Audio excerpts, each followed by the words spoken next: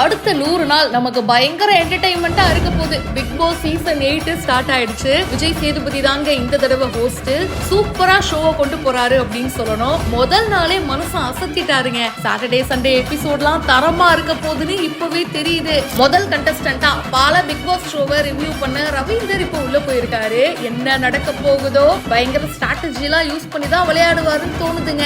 அடுத்து மகாராஜா படத்துல விஜய் சேதுபதிக்கு பொண்ணா நடிச்ச Sachana and cook with Komali fame Dharsha Gupta, Bigg Boss season 2ல சிங்கர் ரம்யா என்எஸ்கே வந்தாங்களே, அவங்களுடைய ஹஸ்பண்ட் சத்யா, நமக்கு எல்லாருக்கும் பிடிச்ச ஆஸ்தான ஆங்கர் தீபக், இப்ப சோஷியல் மீடியால பயங்கர ஃபேமஸா இருக்கிற ஆர்ஜே ஆனந்தி, நம்ம குக்வித் கோமாளி ஃபேம் சுனிதா, கானா பாடகர் ஜெஃப்ரி, நடிகர் ரஞ்சித், தென்றல் வந்து எண்ணெய் தொடும் சீரியல் ஃபேம் பவித்ரா ஜனனி, மாடலும் நடிகையுமான சௌந்தர்யா, பாரதி கண்ணம்மால பாரதியா வருவாரு நடிகர் அருண் பிரசாத், தர்ஷிகா, நம்ம பாக்கியலட்சுமி மேடமுடைய மகன் விஜய் விஷாலுங்க. பாக்கியலட்சுமி சீரியல்ல ஒரு பொறுப்பான பையனா வருவாரு. பிக் பாஸ் வீட்ல என்ன பண்ண போறாருன்னு பாப்போம். செல்லம்மா சீரியலோட ராசியான ஜோடியான அன்ஷிதாவும் அர்ணவும் கூட உள்ள இருக்காங்க. அதுக்கடுத்து யூடியூபர் முத்துக்குமரன், விஜய், ஜாக்லின் அப்படின்னு சொல்லி லிஸ்ட் பெருசா தாங்க இருக்கு. முதல் நாளே பாய்ஸ் vs கேர்ள்ஸ் அப்படின்னு சொல்லி பஞ்சாயத்து ஸ்டார்ட் ஆயிருக்கு. இதை தானே பிக் பாஸ் எதிர்பார்த்தாரு. கேர்ள்ஸ் எல்லாரும் பாத்தீங்கன்னா எங்களுக்கு வந்து தனித்தனி பெட் தாங்க வேணும், அப்பதாங்க நாங்க கம்ஃபர்டபுளா படுக்க முடியும் அப்படின்னு சொல்லிட்டாங்க. அதுக்கு பாய்ஸ் என்ன சொன்னாங்கன்னா, நாங்க விட்டு தரோம், ஆனா எங்களை நீங்க ஒரு வாரம் எலிமினேட்டே பண்ணக்கூடாது, பாய்ஸ் நேமே வரக்கூடாது ஒரு வாரம் அப்படின்னு சொல்லிட்டாங்க. அது எப்படிங்க நான் ஒத்துக்கிறது, அதெல்லாம் என்னால ஒத்துக்க முடியாதுன்னு ஜாக்லின் வந்த உடனே ஆரம்பிச்சுட்டாங்க.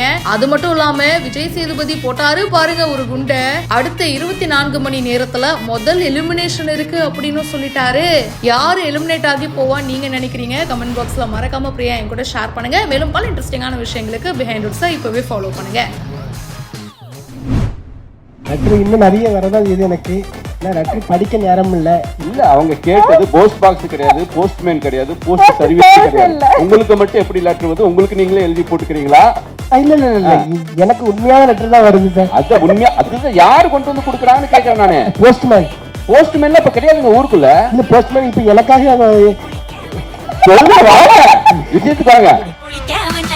ரெண்டாவது போஸ்ட் ஆஃபீஸ் கூப்பிட்டாங்க என்ன, கண்டிப்பா கூப்பிட்டு சொன்னாங்க, நீங்க தயவு செய்து வீடியோல வந்து இந்த போஸ்ட் பார்சல் அனுப்பச்சுல வந்து கொஞ்சம் கண்டது அனுப்பாம, ஏன்னா குப்பை கிப்பை எல்லாம் அனுப்புறாங்க, எல்லா போஸ்ட்லயும் இதாயிருந்தான், சில வான் பண்றாங்கன்னு பெரிய அதிகாரியை கூப்பிட்டு என்ன பேசினாங்க. எல்லார்ட்டும் படிச்சுட்டு யாராவது வீட்டுக்கு வெளியில போட்டு போயிருக்காங்க. ஐயோ ஆமா சார், அதெல்லாம் கெட்ட கெட்ட வார்த்தையா இருக்குமே. ரொம்ப கெட்டது. முதல்ல வந்த வார்த்தையே எனக்கு முதல்ல சென்சார் ஆயிரும்.